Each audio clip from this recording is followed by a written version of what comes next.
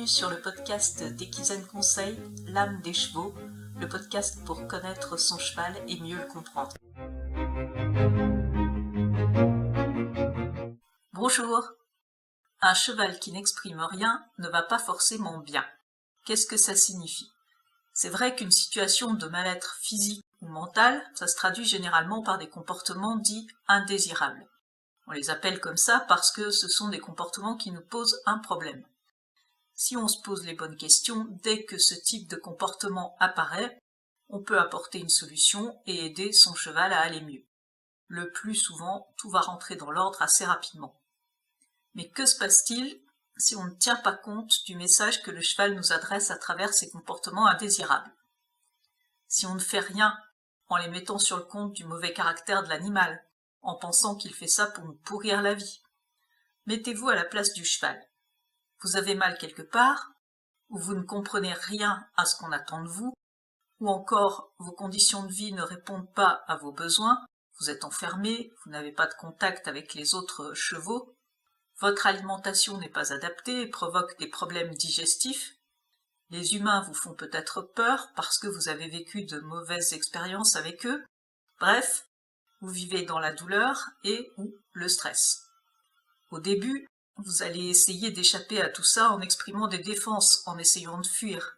Mais si ça ne marche pas, si ça ne vous permet jamais de retrouver de la sécurité et du confort, un jour, bien vous arrêtez de lutter et vous vous résignez à votre sort.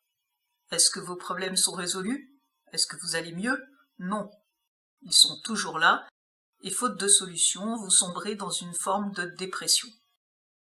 À ce stade, un cheval n'exprime plus de comportement indésirable. En fait, il n'exprime plus rien du tout. Il reste prostré dans son box, il répond tant bien que mal aux sollicitations des humains, mais on va le qualifier de mou, d'état. Vous pouvez en apprendre plus sur la résignation apprise en écoutant l'épisode 39 du podcast. Certains chevaux ne se résigneront jamais, alors que d'autres, la plupart d'ailleurs, renonceront rapidement à lutter. Ceux qui ne renoncent pas à exprimer leur mal-être sont voués à un sort peu enviable, passant de main en main, étiquetés comme dangereux et finissant au mieux abandonnés dans un pré, au pire de manière plus tragique. Pourtant, si on prend le temps de chercher la cause du problème, ce sont justement ces chevaux qui nous poussent à nous remettre en question et à progresser. La douleur est également parfois difficile à détecter. À l'état naturel, le cheval, c'est une proie, et s'il montre qu'il est affaibli, bien ça le met en danger. Certains chevaux chercheront à masquer le fait qu'ils éprouvent de la douleur. Il existe des indicateurs qui permettent de la repérer, notamment au niveau de l'expression faciale. Le cheval va contracter ses muscles masticateurs, un peu comme s'il serrait les dents, la bouche est contractée, ainsi que le menton, les oreilles vont être fixes, légèrement tournées vers l'arrière, les structures osseuses au-dessus de l'œil vont être très apparentes et la paupière va former un accent circonflexe. Lorsque plusieurs de ces signes sont présents dans la durée, il est probable que le cheval a mal quelque part. Pour en savoir plus sur ce sujet, vous pouvez écouter l'épisode 30 de ce podcast. Alors, même si votre cheval n'exprime rien, eh bien posez-vous la question. Mon cheval est-il réellement en situation de bien-être physique, mental et émotionnel? Est-ce que je suis certain qu'il n'éprouve pas une douleur? Ses conditions de vie répondent-elles à ses besoins? Comment est sa relation avec les humains?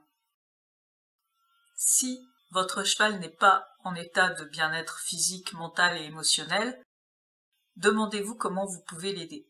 Car la résignation, c'est pas un état irréversible, et même si le travail peut être long pour redonner au cheval goût à la vie, il est tout à fait possible d'y parvenir. Si vous voulez devenir l'humain dont votre cheval a besoin et en savoir plus sur les formations en ligne Equizen Conseil, vous pouvez me contacter par téléphone ou par mail. Mes coordonnées sont en description. On se retrouve la semaine prochaine pour un nouvel épisode. Belle semaine à tous!